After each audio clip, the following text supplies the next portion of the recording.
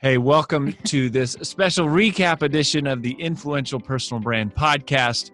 We're breaking down the interview with Stevie and Sazan. Well, what I was going to say the legendary influencers. Did you think I forgot their names? Yeah. No. Well, I didn't think you forgot their names. I thought you forgot what we were doing, which is very possible. Well, that is possible. But I was thinking like legendary, like, mega online influencers, massive reputation, early adopters, and just really cool people. Freaking awesome people. They're so cool. Freaking awesome. And not the least of which, this isn't part of my top 3, but it frustrates me that there are people as cool and as funny as them. Like Stevie is naturally hilarious. Funny, which it's like, so I hate people like that. And it's so like, is Sazan. So is Sazan, I know, like, and super fashionable. Genuinely funny. And it's like, we like you, but you guys kind of suck too. Like, I like you, best way. jealous In the best way. and angry that you're just naturally awesome. But anyway, separate of that, we actually have some useful, constructive takeaways from truly an awesome interview. And we love them. We work closely with them. We know them. Everybody that we know that works with them loves them. They're basically awesome. This is just a recap of how awesome Stevie and Saz are. So we'll talk about that for a few minutes. But in terms of my big 3 takeaways, so my first one was just be early. And that was something that, Saz talked about in terms of like just knowing, that weird connection with her friend who was dating the founder of Instagram back in the day. So random. And, basically one of the things where they were talking about like the early you are, the less good you have to be. And that right now is TikTok, right? Like that is the world that's happening. And so I'm going, okay, I don't understand TikTok. I don't like it. Well, there actually are some funny videos on there that mainly just the Donald Trump impersonations. AJ loves the Donald Trump impersonations. They're so good. But it's like, man, the earlier you are, the less good you have to be. It's quick as that. That was my first one. I think just in general, just the whole concept of you got to be early to the game. You really can't be the late adopter in the social media game. You've got to be on the forefront. You got to be in the early adoption stage, and just figure it out as you go. But to that point, I think that's really good. One of the things that I love, so mine aren't in any specific order per se, but I love to hear about how they're killing it on YouTube. I just feel like a lot of our interviews here lately have been like this reemergence of YouTube activity. Yeah. And I love that. And she said, it's like people find us from Google, actually find us searching on Google and find their YouTube videos more than anything else. Powerful. That says something. Powerful. So just knowing how to title your videos, how to use the descriptions of your videos, I think that's really a big deal on YouTube. And then the other thing she said, it's like YouTube is the second highest ranked search engine. So outside of Google, it is YouTube. People are really going there for education. So if you're in more of the how-to world, you better be on YouTube. Yep. That was a really good, just like very straightforward component. Yep. And we talk about at the phase 3 event, we talk a lot about the search traffic and on Google and YouTube. And, I think that lends to my second one, which was to be trendy, like to be on trend.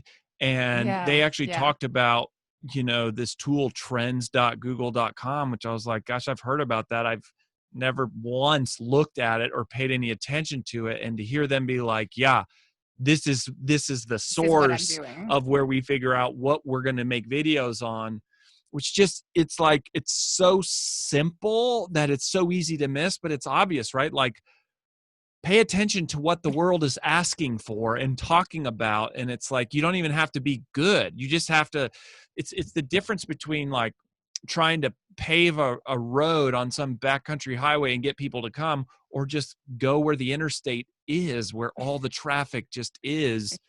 And so anyways, I thought that was a handy little tool, trends.google.com. Like, I'm going to get into that and pay attention to what people are doing. And then I think relatedly on the trends was like hashtags, and realizing that, hashtags are to social media what keywords are to search engine optimization. Yeah, good analogy. If that light bulb hasn't clicked for you, make sure you pay attention to that on the interview, because that is really, really important to connect those concepts and to understand, oh, this is how people find me on social media is from hashtags.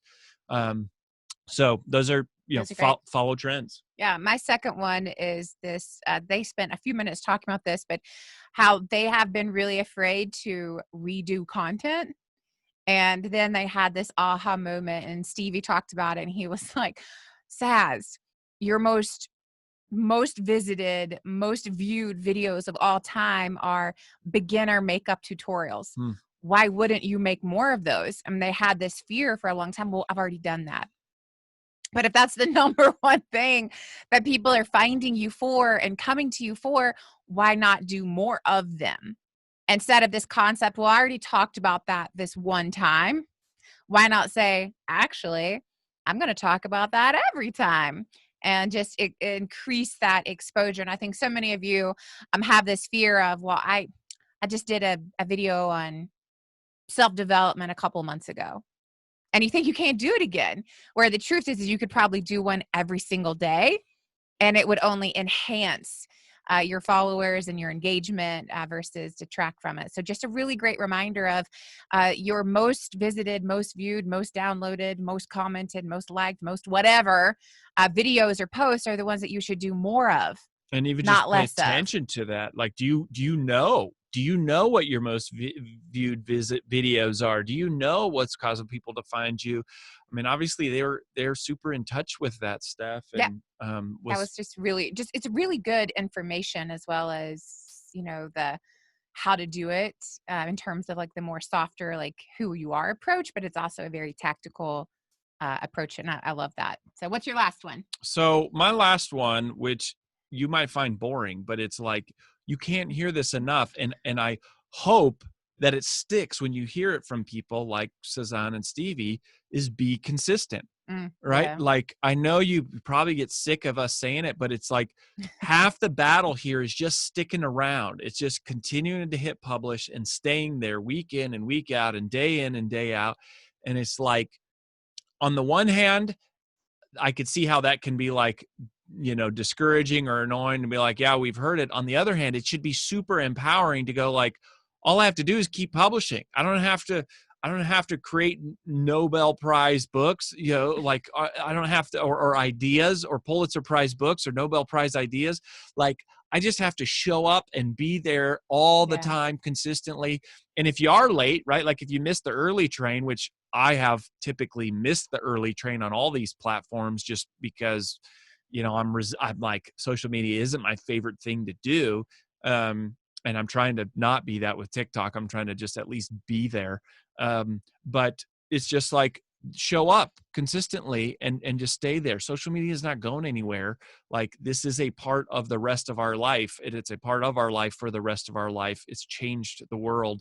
It's so ubiquitous. It's like, this is how people consume media. And so you got to be there. And the best time to plant a tree was 20 years ago. The second best time was today. Same of social media. Like, the best time to start a profile would have been 15 years ago, but the second best time is right now. So get on with it and stay consistent and don't miss the schedule. Okay. That was really long-winded. That was not long. That really? Was not long-winded. 3 minutes. That was not 3 minutes. Was that three? Was it 3 minutes? Yeah, is she right? Shh. And we're talking. The last one I have, and I'll make mine very short and succinct since Mr. Verbose over here took up all my time. But the last one for me is something that Stevie said at the very, very, very end, which I thought was so insightful. He said, you hear people all the time going, well, I'm just too old for that. I'm just too old for that. I can't be on TikTok. That's for kids. And it's like, well, those kids will age. Surprise. Duh. Those 18-year-olds will be 21-year-olds and then 25-year-olds. And I just thought that was really interesting. It's like, hey, you have to go where the people are. And if you want to get in and make a difference without all the algorithms coming into play, the time is now. And this is a nurturing environment. It's not where you come in and you just start selling from day one, just like you would in any sort of relationship, right? You don't come in and you don't talk about yourself. You don't ask them questions. There's a process to it. The same thing happens online. It just takes a little longer. There's this nurturing that happens, and the people that you don't think are your customers today will be one day. right? So as they evolve, their needs will evolve. And I just thought that was a really good reminder for anyone who was like, oh, well, I've already missed that train, or I'm too old for this. And no, you're not. No, this isn't going away. This is only increasing and how we do things. So you better get on it. And then I also loved how he said, if you really feel like you're just too old, a really great place to start is YouTube. Mm. And I just think that too is really just good for, I can't be on TikTok. What am I going to do on TikTok? But it's just figuring out what the place is for you. But just a great reminder to all of us. It's like the people on any platform, they will grow and evolve and age, and their needs will evolve. So were you there in the beginning, and are you growing with them? Loved it. Thought it was really just insightful. Yep. And if you're on YouTube, you can be on TikTok, right? I mean, if you follow our content diamond, we're just going to repurpose. That's what we're doing, Yep. right? Our TikTok is just a shortened, repurposed part of the video. Your so TikTok. My TikTok is, right, I don't know what AJ's TikTok will be, all like Trump impersonations and funny dances, but probably something with my toddler for sure. Yes. So you can do it. And here's the thing, like if you didn't listen to the interview and you've ever wondered, how do you build these huge social media empires? These two have millions of followers on multiple different platforms sharing their secrets. Yep. Go listen to the interview and get and follow them on mindset. Instagram. And, yeah, they're super entertaining. So entertaining. And then you'll know why they have millions of followers. Yes, because they're more funnier and fashionable than I am naturally. So you can follow that and find out for yourself. But check it out. Thanks for being here. We'll catch you next time on The Influential Personal Brand.